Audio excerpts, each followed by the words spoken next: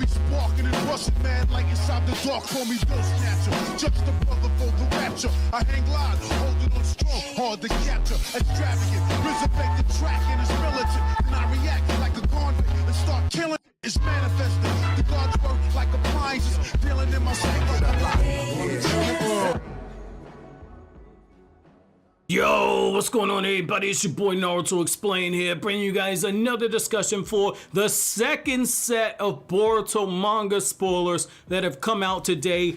Literally, as I was finishing the editing and I was uploading the last set of spoilers, or the first set, which should be on the channel already, I got more information. Big shouts out to Organic Dinosaur for translating this new information. So obviously, you know the deal. This is the time of month where a lot of the content that we do over on the channel is spoiler heavy. So I thank you for your support. If you're an anime only fan, make sure you check the channel on Sunday. I'll have the anime episode review at that time. But with that being said, if you're still here, I'm assuming that you guys are caught up with the manga and you guys don't care about me talking about spoilers. So Eida's new Dojutsu that gets revealed in this chapter is so overpowered. We need to have the conversation as to whether or not this is a Dojutsu that not only rivals Sharingan, at least the Sharingan's Eye of Insight, but it might actually be more overpowered than the Sharingan's Eye of Insight. This is absolutely nuts, and the best comparison I can make for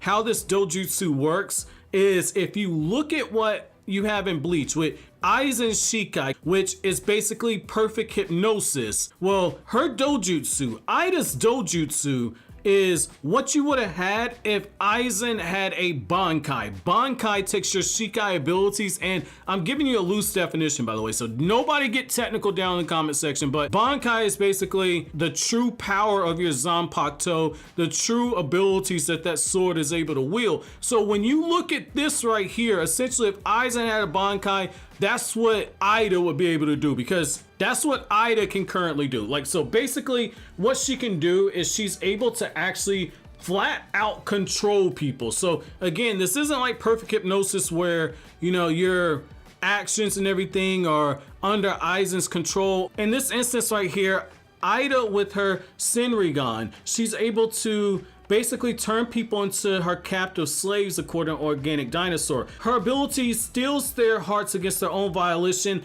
and the only exception is when it comes to Osusuki and when it comes to people that are a byproduct of the I word. It starts with an I and it ends with a T. I can't say the actual word because of how YouTube's terms of service are. But the thing that Eida says is that there are some drawbacks to this ability. So essentially, she hates Amado because of everything that he's done to her body. She's never going to experience true, normal, passionate love. And the thing about the way her Sharingan works is that she's able to project her mental consciousness into any moment in time that she wants to see. This ability applies to things happening in real time, things that have happened in the past. It's just that she can't go back to actual points in time that were before she was actually born, and she doesn't have any type of precognition. So that's why I said it's kind of like the Sharingan Eye of Insight, but it's not exactly like the Sharingan Eye of Insight. That's what I said. It might rival the Sharingan Eye of Insight, or depending on how you actually rank this,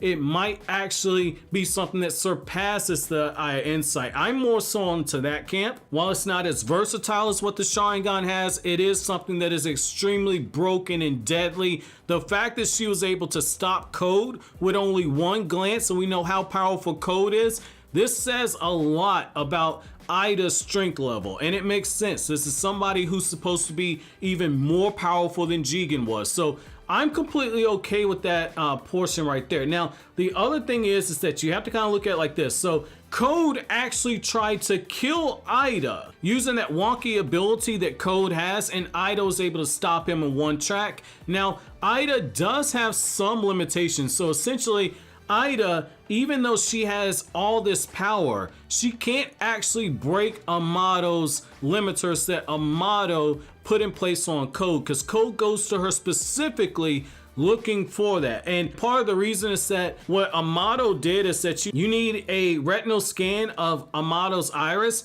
and you need his actual voice in order to input the command, which would make sense, because when you really look at it, Amado said that if Eida and Code got a hold to him, if they tortured him, he would have to release the limiters. Now we know why, because he's the literal only person, which kind of goes back to it.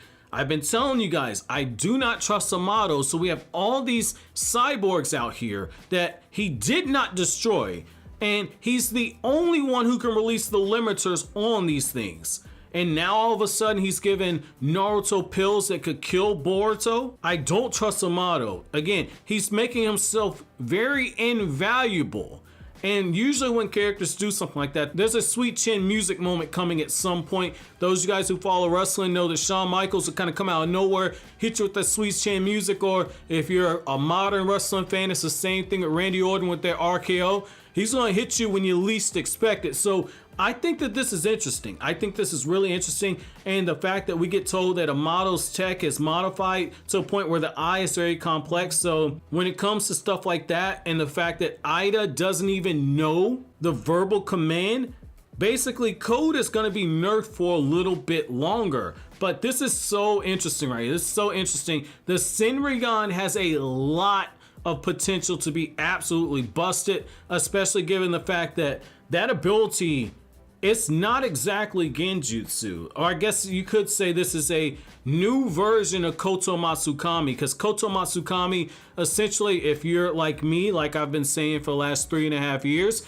if you're like me and you say that Kotoamatsukami has one version that is the eye that Danzo had and another version that's the eye that Itachi had, when you look at that, where one's long-term or one's short-term, in both instances, you're forcing the person caught under the genjutsu to do exactly what it is that you yourself have wanted them to do.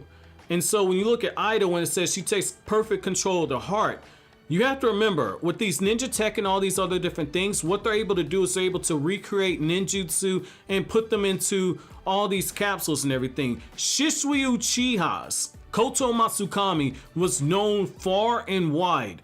It would not surprise me if Amado heard about that and that was the inspiration for Eida's abilities. It would not surprise me at this point, because Shisui is a very, very famous ninja. So that wouldn't surprise me if that was the inspiration for that, which again, that makes her extremely deadly. Again, I think the perfect comp is to say that this is what would have happened if Aizen would have had a Bankai. But overall, this was a pretty good set of spoilers right here. I'm very intrigued to see what's going on, because it looks like a large majority of this chapter is going to be focused on Eida, her abilities, and Code. And when it comes to the 5 Kage Summit and everything going on with Naruto and Boruto, that's going to be more so on the back burner. But I think they're doing a good job of actually setting up some real heat for the character Eida.